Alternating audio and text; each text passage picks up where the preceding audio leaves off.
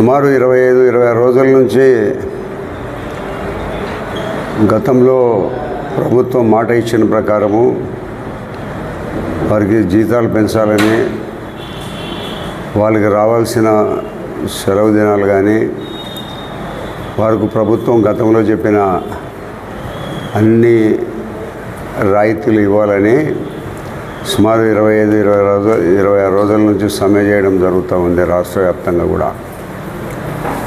మరి ఇంత భారీ సమ్మె జరుగుతూ ఉండబడినప్పటి నుంచి సుమారు నెల రోజుల నుంచి దగ్గర నెల రోజులు సమ్మె జరుగుతూ ఉండబడినప్పటికీ నుంచి ప్రభుత్వం ఏమాత్రం కూడా దయాదాక్షిణ్యము కనికరం ఏమాత్రం కూడా లేకుండా వారి మానాన్ని వాళ్ళను వదిలేయడం జరిగింది.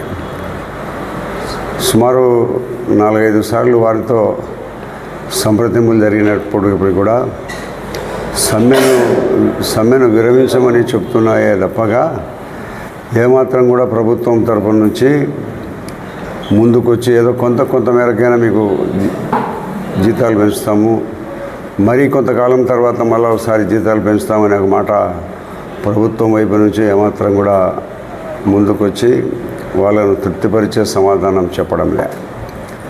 అయినప్పటికీ కూడా ఏదో వారు కొంత మేరకైనా సాధించుకొని ప్రభుత్వం ద్వారా ఎన్ని రోజుల నుంచి సమ్మె చేస్తామండి, మనము ప్రభుత్వము చెప్పే మాటలకు ఏమాత్రం కూడా మనం వినుకోకుండా ఎన్ని రోజులు సమ్మెకు ఫలితం ఉండాలనే ఒక ఉద్దేశపూర్వకంగా రాష్ట్ర వ్యాప్తంగా వారందరూ కూడా ఏదో కొంత మేరకైనా సాధించాలని వాళ్ళు సమ్మె చేస్తానడం జరుగుతుంది. కాబట్టి వాళ్ళతో సంప్రదింపులకు వారు దిగిరాలేదని ఉన్నట్టుండి వారి మీద ఎస్మా ప్రయోగించడం జరిగింది. ఎస్మా అనేది ఏదో కొన్ని అత్యవసర సర్వీసులకు మాత్రమే ఎస్మా ప్రయోగం అనేది జరుగుతుండే. ఏదో కరెంటో మంచినీరో లేదా ఆసుపత్రులు కానీ ఇట్లా ఎస్మా ప్రయోగము కొన్ని ఒక 12 దాంట్లకు మాత్రమే అది ఎస్మా ప్రయోగించాలని గతంలో అది చట్టం తయారు చేయడం జరిగింది. ఈ అంగన్వాడీల మీద కూడా దానిని అమెండ్మెంట్ చేసి నిన్నటి దినము ఎస్మా వీళ్ళ మీద కూడా ప్రయోగించడం జరిగింది.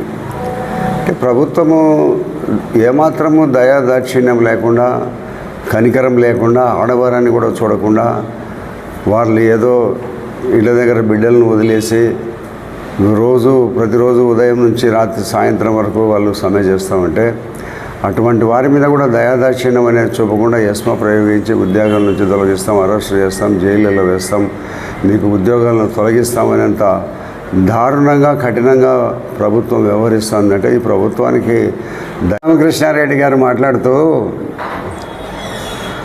షర్మిలను చంద్రబాబు నాయుడు గారు ప్రోత్సహిస్తూ ఉన్నారు, ఆయన ప్రోత్సాహం మేరకే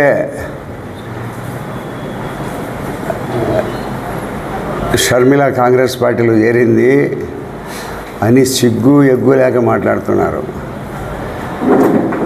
ఈ షర్మిల చంద్రబాబు నాయుడు గారికి చెల్లెలా, జగన్మోహన్ రెడ్డి గారికి చెల్లెలా?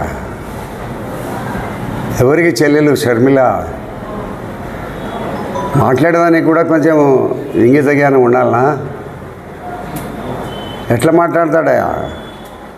అప్పుడు వివేకానంద రెడ్డి చనిపోతే చంద్రబాబు కారణమండి, ఇప్పుడు షర్మిల కాంగ్రెస్ పార్టీలో చేరితే చంద్రబాబు కారణం అంటారు. ఏంటి మీ పద్ధతులు? మీరు ప్రజలు ఏమనుకుంటారనే కూడా లజ్జ సిగ్గు లేకుండా మాట్లాడతారా? ఎంత దుర్మార్గమైన మాటలు మాట్లాడతారు మీరు. మీ చెల్లెళ్ళు మీరు కావాలంటే మీరు మీ మాట్లాడుకొని మీరు పెట్టుకోండి, ఎక్కడ చేరకుండా మీ ఇంట్లో పెట్టుకోండి, మీ దగ్గర పెట్టుకోండి. ఏమనో ఎవరు వద్దంటారు? ఎవరి మాట ఏంటది మాట్లాడితే చివరికి ఎవరి మాట? ఎవరికి చెల్లెలా అమ్మ?